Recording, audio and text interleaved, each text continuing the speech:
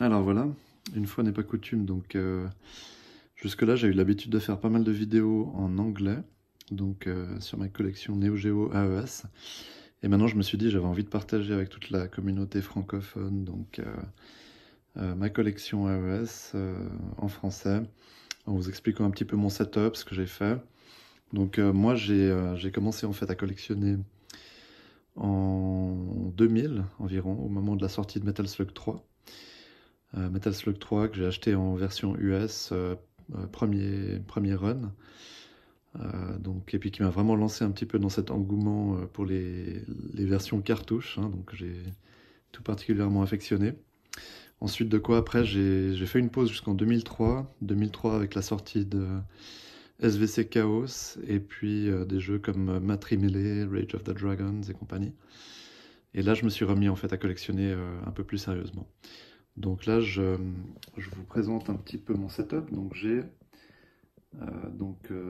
en tout 3 PVM, donc c'est des Sony 2950 QM, qui sont vraiment d'excellents moniteurs pour le rétro gaming. Il faut savoir que c'est un excellent signal au niveau, surtout connecté en RGB, pour le rétro gaming en termes de définition d'image, de pureté des couleurs, on va dire, et puis je sais pas, il y a un côté un peu chaud, un peu doré comme ça, qui reflète bien l'esprit de l'arcade, donc que j'adore et que j'ai voulu restituer.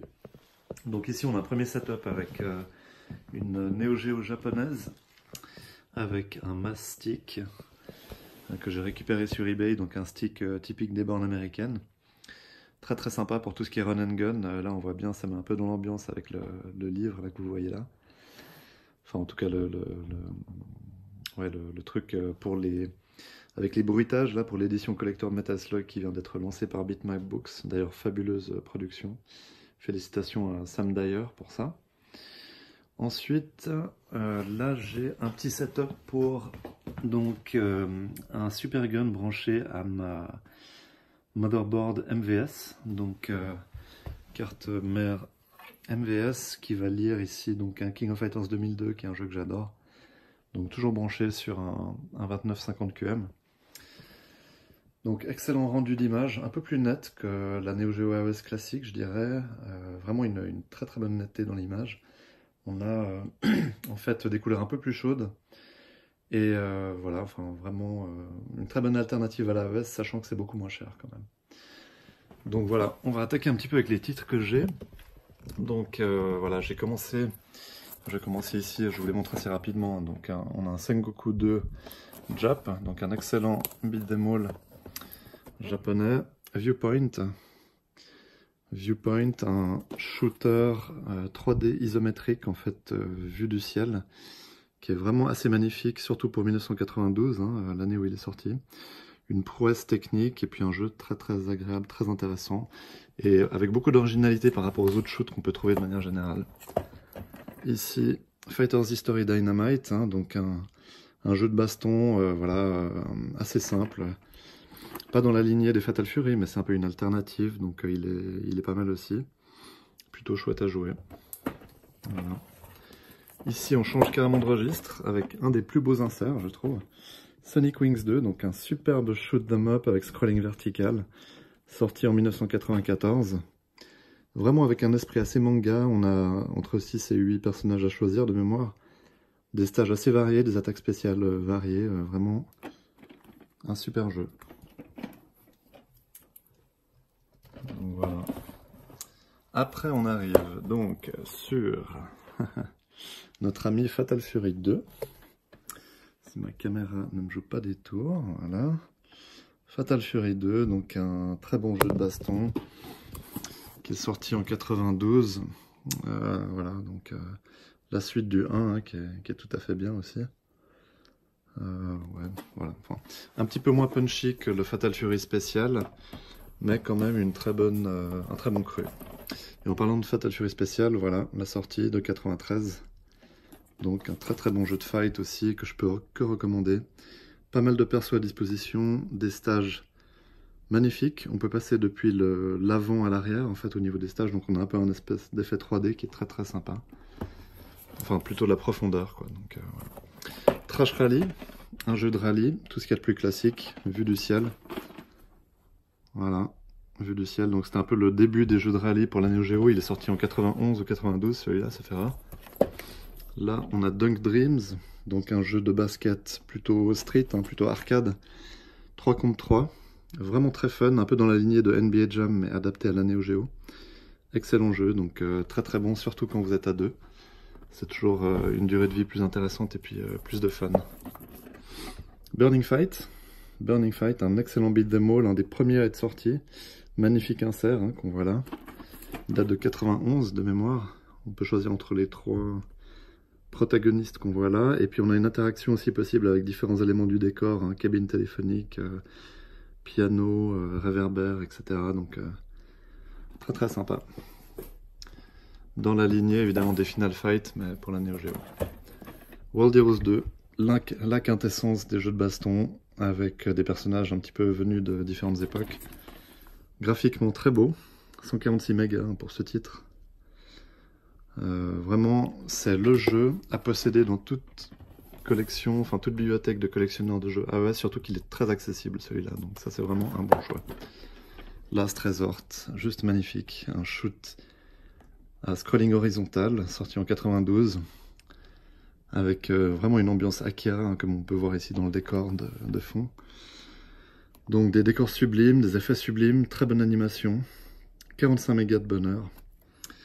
Voilà, enfin 6 stages assez variés, et vraiment une petite perle quoi ce jeu, surtout en version japonaise comme ça, il a un rendu qui est juste magnifique. On reste sur des shoots avec Androdunos, ça c'est vraiment une jolie pièce aussi, donc surtout la version japonaise qui est un peu moins accessible que la version euro. Très bon, ouais c'est un bon shoot aussi, plus sympathique, un peu plus simple que Last Resort, mais toujours très bon, avec des power-up items qui peuvent être variés et choisis selon l'évolution du stage, donc vraiment très sympa. Ici on a Samurai Showdown 1, donc qui fait assez mal avec ses 202 mégas hein, pour l'époque, donc vraiment magnifique quand vous regardez le rendu en termes graphiques, les décors, la richesse des couleurs, les différentes armes blanches utilisées, le nombre de persos, on est assez comblé en fait. Hein. Vraiment, c'est un jeu qui tabasse, c'est le cas de le dire. On va partir ici sur Art of Fighting 2. Très très bon jeu aussi, mais qui casse complètement avec les Fatal Fury. Hein, donc là, on est plus dans un jeu qui est technique, qui se joue au timing, au contre, aux parades. Très bonne animation, avec un côté presque un peu ultra réaliste en termes un petit peu de rendu visuel, quoi. Vraiment, on peut voir là, c'est magnifique. Robo Army, un beat'em all incontournable, surtout quand on aime un peu éclater tout ce qui est robot, pulvériser de la ferraille, tout ça, vous allez être comblé. Si vous aimez ça, il faut vraiment se lancer là-dedans. Rien que le rendu audio, en fait, la sonorité de ce cassage en fait de ferraille fait trop plaisir et ça détend. On a ici World Heroes, donc le premier qui a lancé la série hein, en 92, non 93 celui-là. Donc un peu plus basique que le 2 évidemment, mais toujours plaisant. Toujours plaisant. On part ensuite sur une série incontournable qui sont évidemment les King of Fighters. King of Fighters 94, des matchs 3 contre 3. Là, on était verrouillé dans le sens où on ne pouvait pas customiser les équipes qu'on voulait, mais c'est quand même magnifique. C'est celui qui a lancé la série, donc on a après évidemment le 95 que voici. Juste regardez-moi un peu cette jaquette, à quel point elle est sublime. Là, on pouvait choisir les persos qui composaient l'épique. Donc on a vraiment le team edit, hein, comme on voit. Et puis on a vraiment un jeu qui est vraiment solide, qui commence vraiment à être cossu, assez balèze, avec ses 250 mégas. On arrive ici sur King of Fighters 96. Regardez-moi la beauté de cet insert. Une petite merveille, hein, avec Kyo Kusanagi. 362 megs. De magnifiques décors, de magnifiques effets visuels. La bande son incroyable. Le 97, mon favori personnellement, juste magnifique, 460 megs. Regardez-moi un peu cette ambiance d'arrière-cour, on peut vraiment sentir la ferveur des combats, c'est juste magnifique. Ça sent encore le sable chaud. Et ça c'est vraiment mon favori, je dirais, j'ai un coup de cœur pour ce jeu, même au-delà du 98 qui est censé être le meilleur, que voici, que beaucoup considèrent comme le meilleur, qui est un excellent jeu aussi, hein, très très bon, très technique. Simplement, j'ai tendance à préférer légèrement le 97. 99, magnifique jaquette aussi. Le premier qui a lancé les strikers, en fait, c'est-à-dire le 4e perso que vous pouvez faire intervenir rapidement pendant le stage pour bourriner encore un peu plus l'adversaire.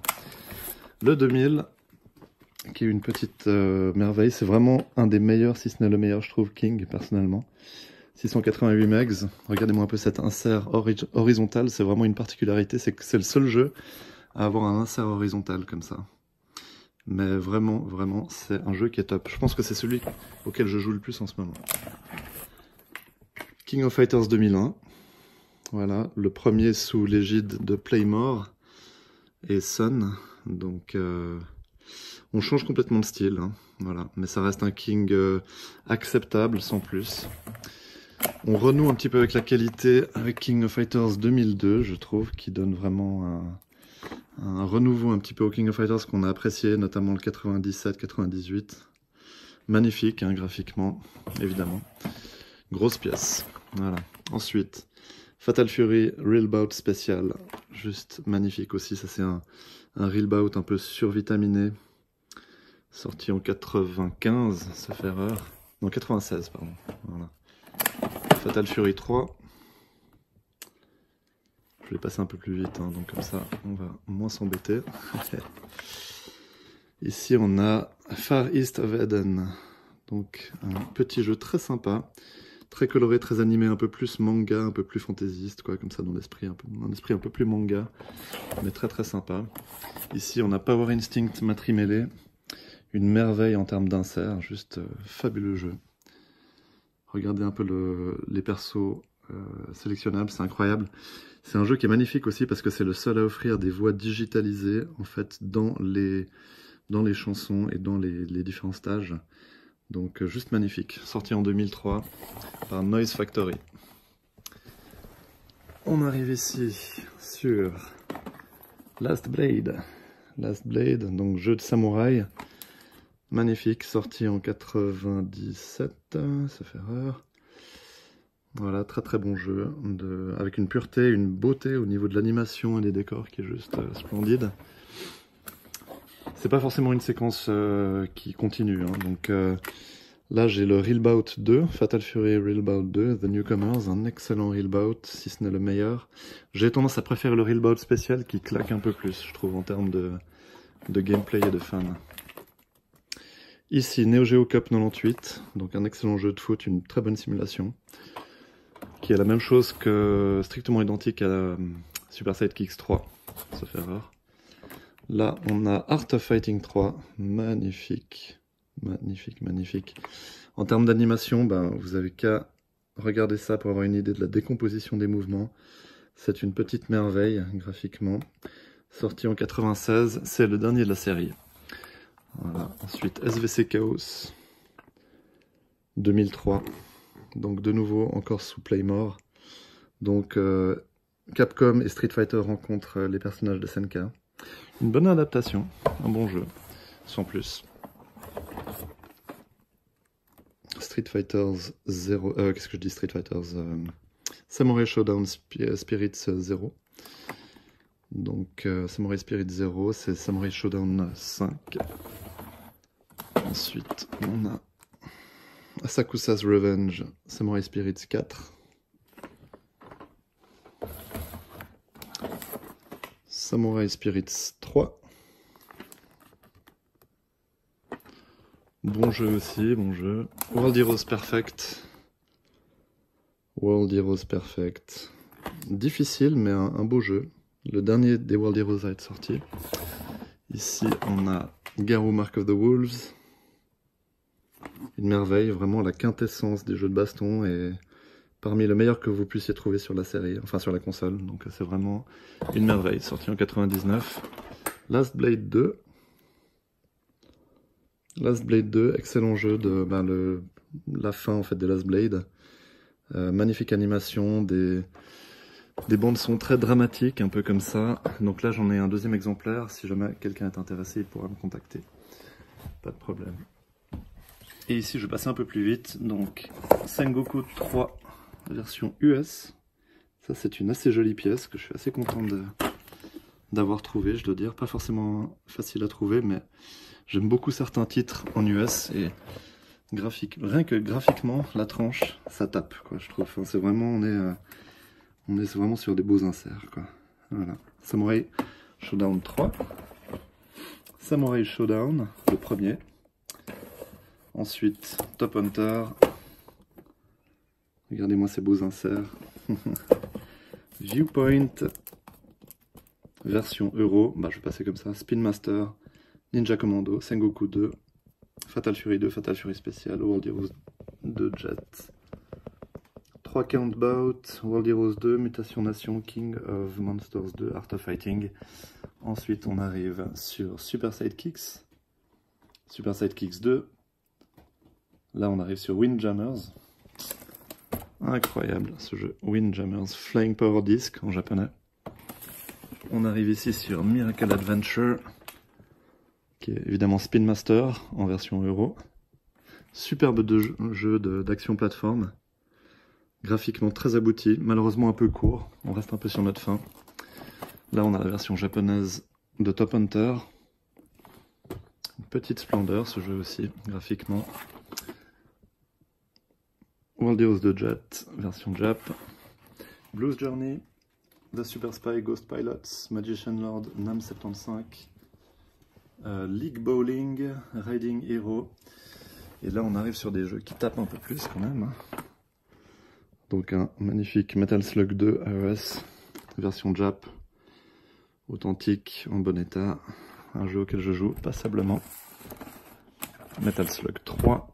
Qui est à mon sens le meilleur jeu Neo Geo. Juste, on arrive en fait à la quintessence et puis au paroxysme en termes de capacité technique, graphique de la Neo Geo en 2000, juste avant la faillite. Donc vraiment une merveille. Ici, j'ai un beau Metal Slug X que j'ai eu récemment, très content, en très très bon état.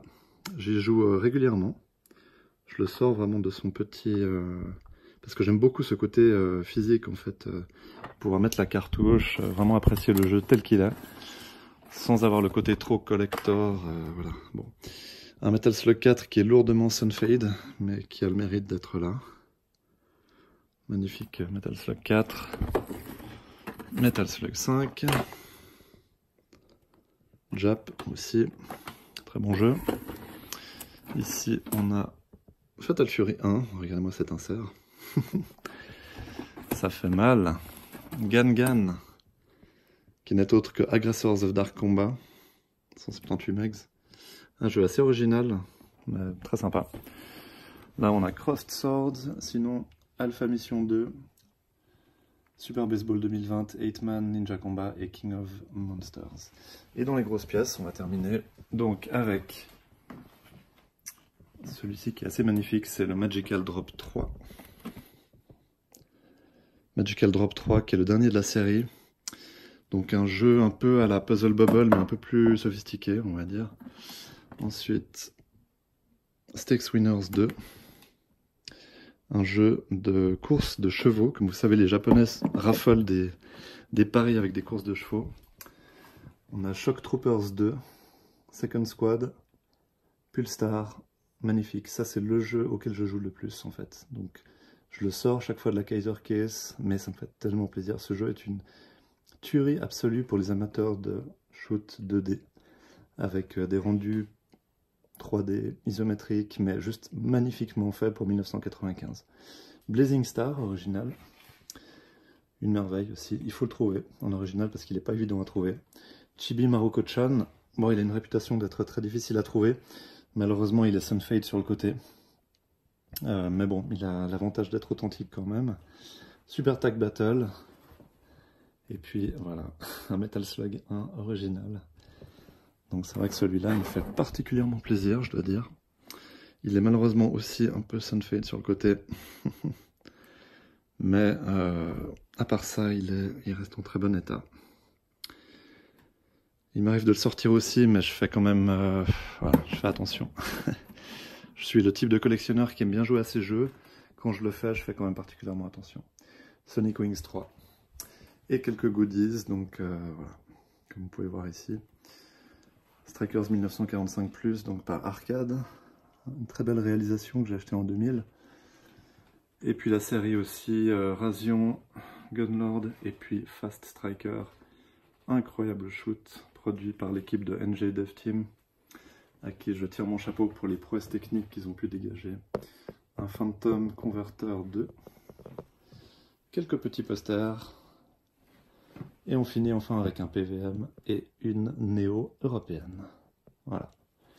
Ainsi qu'un petit poster Kizuna Encounter.